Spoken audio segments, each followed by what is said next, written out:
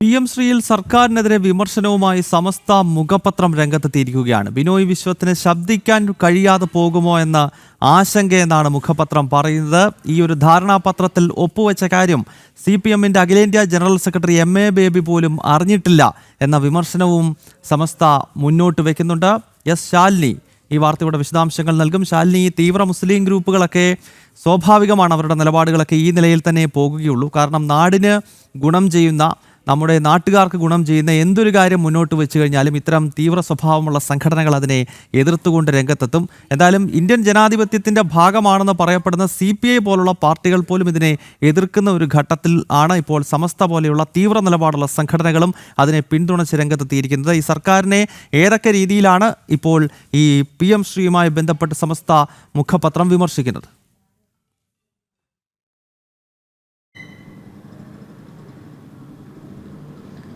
ഗൗതം, കഴിഞ്ഞ ദിവസങ്ങളടക്കം നമ്മൾ കണ്ടതാണ് ഈ PM ശ്രീയിലടക്കമുള്ള കാര്യങ്ങളിൽ വലിയ രീതിയിലുള്ള ഭിന്നത തുടക്കം മുതൽ തന്നെ CPI അറിയിക്കുകയാണ്.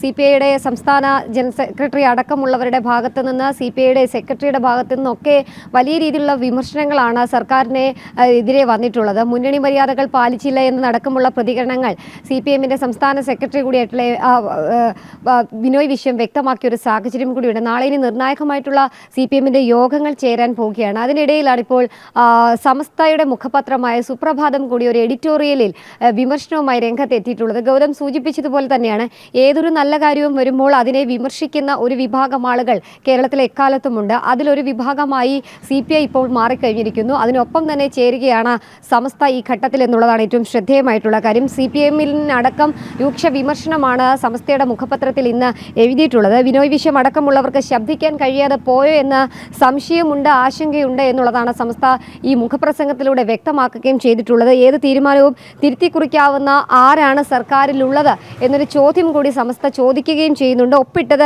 MA ബേബി പോലും അറിഞ്ഞില്ലേ എന്നും അതിലൊരു ചോദ്യമായി ചോദിക്കുന്നുണ്ട്. തുടക്കം മുതൽ മുഖ്യമന്ത്രി അടക്കമുള്ളവർ ഇതിൽ വിമർശനം രേഖപ്പെടുത്തിയിരുന്നു. തൊട്ടു പിന്നാലെ PM ശ്രീ പദ്ധതി നടപ്പിലാക്കില്ല എന്ന് വിദ്യാഭ്യാസ മന്ത്രി അടക്കമുള്ളവർ പറഞ്ഞു.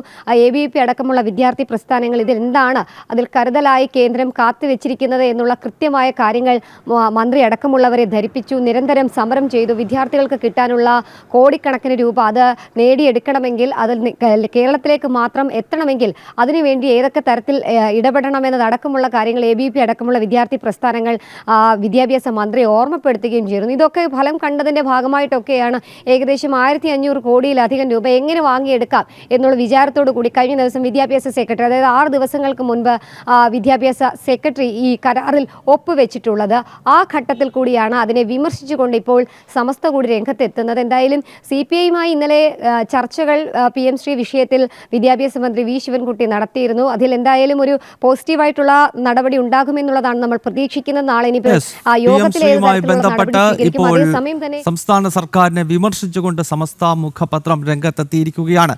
നേരത്തെ CPI ഈ വിഷയത്തിൽ എടുത്തിരിക്കുന്ന നിലപാട് നമുക്കറിയാം. അതിനൊപ്പമാണ് ഇപ്പോൾ സമസ്തയും ഈ സംസ്ഥാന സർക്കാർ PM ശ്രീയുമായി ബന്ധപ്പെട്ട് സഹകരിക്കാൻ തീരുമാനിച്ചതിനെ വിമർശിച്ചുകൊണ്ട് രംഗത്തെത്തിയിരിക്കുന്നത്. ശാലിനിയാണ് ഈ വാർത്തയുടെ വിശദാംശങ്ങൾ നൽകിയത്.